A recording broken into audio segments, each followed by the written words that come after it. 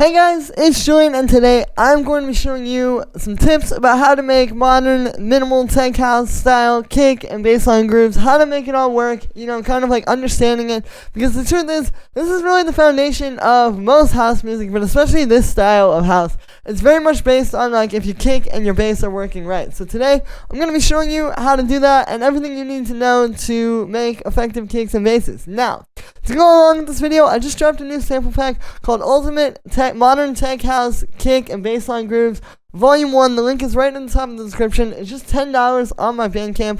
And what this is it's 10 of these individual folders, which is 45 loops in total. You can see these are all little grooves. So I have a kick and a bass. Some of them have, like, you can see multiple basses and like some bass toms in there and stuff. But essentially, they're just these nice low-end grooves. I'll play you some of them.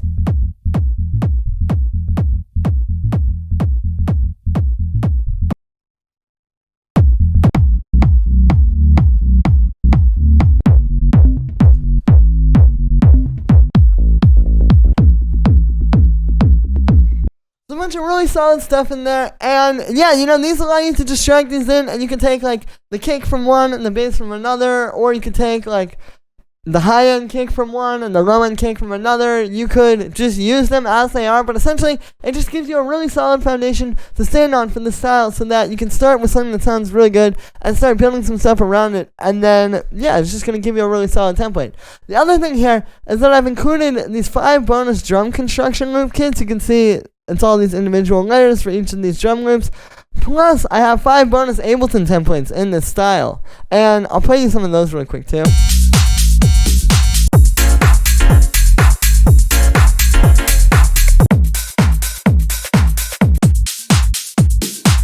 you can hear it's all really solid stuff. So you have almost everything you need to start a track in this style. All really solid sounding, super professional. If you guys enjoyed these videos, definitely go grab this. It's just $10, but you get all these amazing resources for your tracks.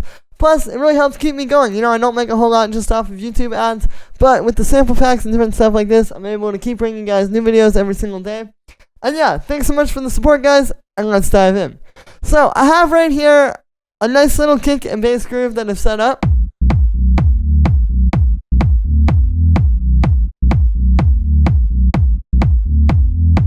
And I really just want to go and break down, like, kind of on some of the finer details here that I don't usually talk about. So the first thing here is going to be the kick.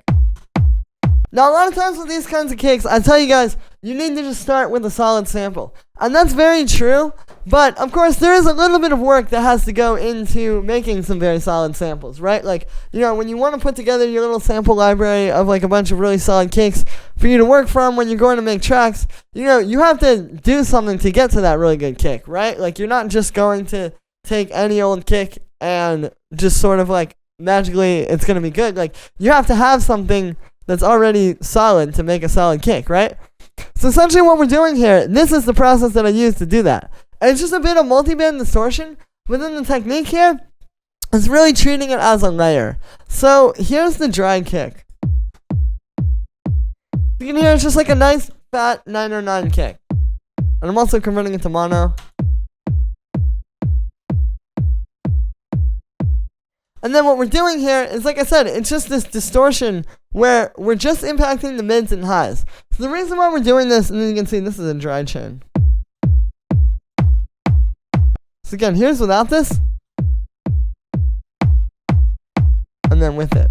You can hear it's going to give you that really thumpy, clicky, almost like very punchy kick like that. And essentially, yeah, the reason why we do this is because, if we just put distortion on the kick, distortion does make things fatter, right?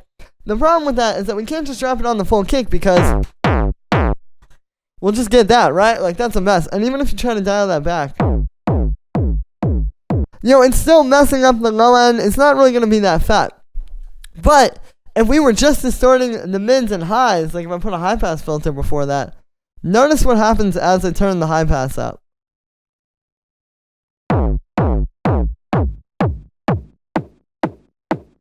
See, the distortion starts to become clearer, and it becomes less of like a big fart noise, and it's really just more of like a click and like a punch on top of the kick. And so that's how we're treating this. And again, like, you just have to make sure that you cut it going into that, because the distortion's going to sound great on the mids and highs. The problem is that the way distortion works is it's very finicky, and it's very based on the input, right? So like, if you have something coming in where, in the case of a kick, like let's say your mids and highs are like at this level, and then your low end is this level because it's so much louder, just because it's a kick and that's the way it's going to be. Well, what's going to happen is basically the distortion is going to latch onto this, and then this stuff down here is going to just kind of get pushed away. And so that's why we do this, is now by cutting out the lows going into the distortion, now we're just distorting these mids and highs and making them fatter without worrying about the low end. Because the low end's already good, right? Like, it's coming out of the 909, like, it's got a fat low end to it, like, it's going to be fine. So that's essentially how we're treating that. And then the key there is then essentially, you're just going to think of like this as a layer. And then what we're doing is we're using this audio effect track here to do that, where you can see, yeah. So we've got this EQ3, so it's distorting just the mids and highs, and then I have another one after that, just to make sure that it doesn't get any low end, like, added onto that, because sometimes, like, if I turn that off, you see it's just a bit cleaner with that. And so now essentially we've just created a click layer, and then you put that on top, and it's gonna sit really nicely. And so that's how you want to think about that, is it's taking like a pretty solid fat kick already, and then just distorting the areas that we want. Like, think of it as like something that you can really split up, you know, that you can really split. And if you know, like, this range is gonna sound good with distortion, just put it on there, right? Like, it doesn't have to just be a distortion on the whole kick. There's no reason why you have to do that. So that's how we make these kicks. And I think I'll even go in, another thing we can do with these is just a little eighth note, like, you could just have the, I'll throw that in there. I think that's pretty cool for the style. But yeah, so that's how I make these style of kicks, is it's just like very careful. And then what you can also do is you'll notice that, like, if I start to turn these, we can get a whole different sound out of it. So like, it's really based on like the distortion settings, and then where you put the high pass on the filter, however you're doing it, whether it's EQ3 or with a filter or an EQ. So then that's how we make the kick. Then we have the bass line.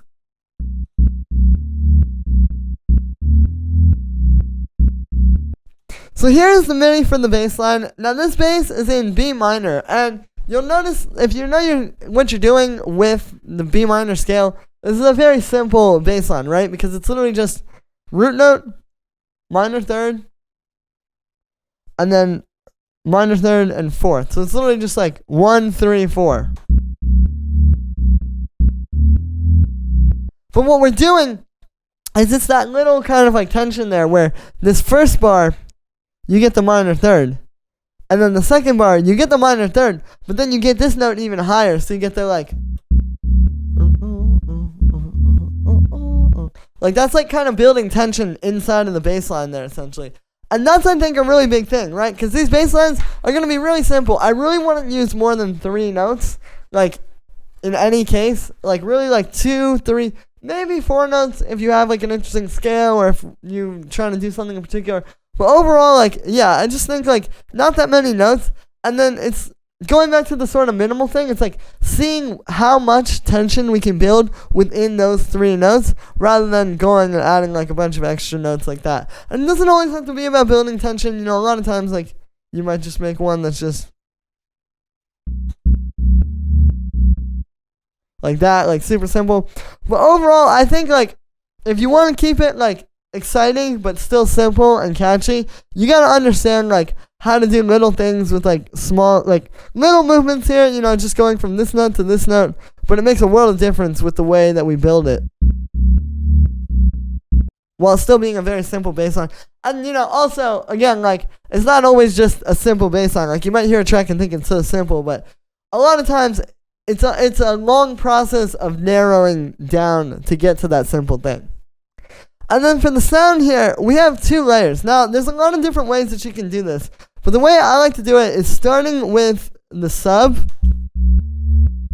And what we're going to use here As you can hear, it's very much like a sine wavy type of bass. Now, the reason why we don't want to just use a sine wave is because if I just get a sine wave, check out what it sounds like.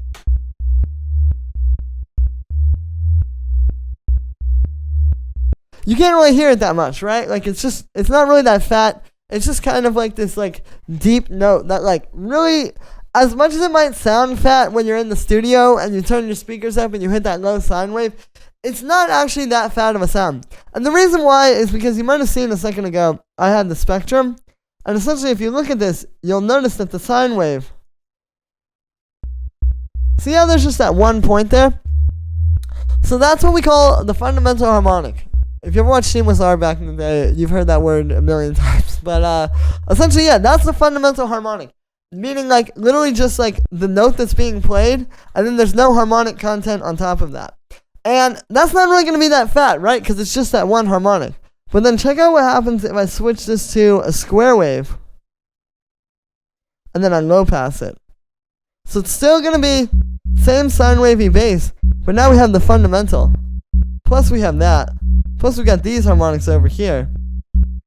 And you can hear it. It's a lot fatter. So this is the technique. Is you want to take a very kind of like harmonically rich waveform and then filter it down while still leaving some of that mid-range and high-end is still going to come through essentially. And so I use a square wave here. You could use almost anything though. Like, I like square waves because they're really bassy. You could also do a saw wave, which you can hear it's got a little bit less bass to it.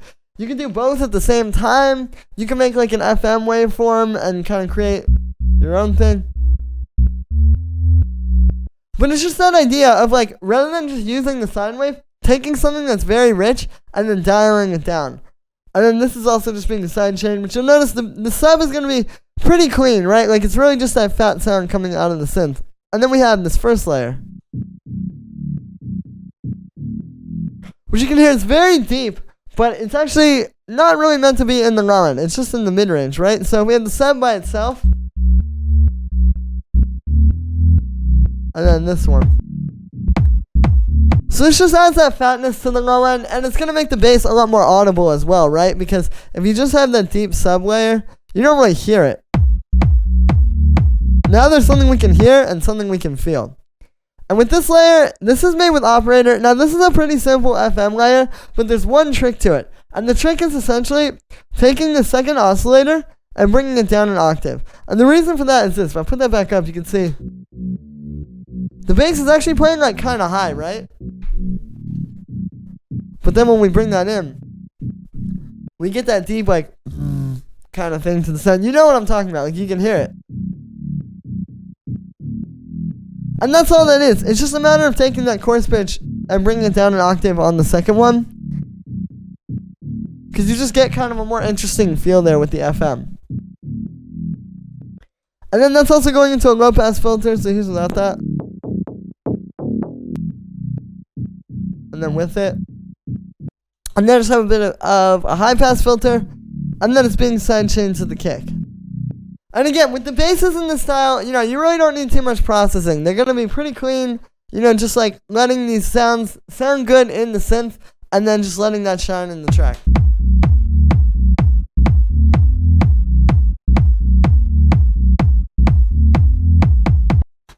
And yeah, so that's going to be it for this one, guys. I hope you enjoyed. As always, make sure to like this video as well as subscribe. And let me know what you think of this video in the comments. Like I said in the beginning, you can get Ultimate Modern Tech House Kick and Bassline Grooves Volume 1. The link is right at the top of the description. It's just $10 on my Bandcamp.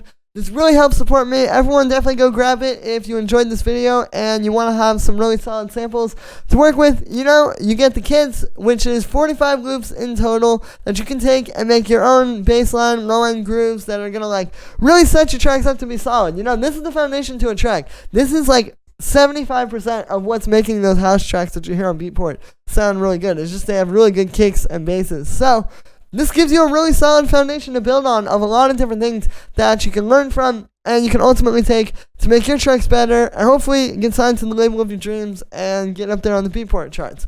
You also get the free bonus Ableton templates and the free bonus drum loops. So you pretty much have everything you need to make a track in the style from here. And yeah, thank you so much for the support, guys. Again, I don't make a whole lot just off of YouTube, but if you go and grab this, it really helps keep me going, so I can keep bringing you guys new videos every single day.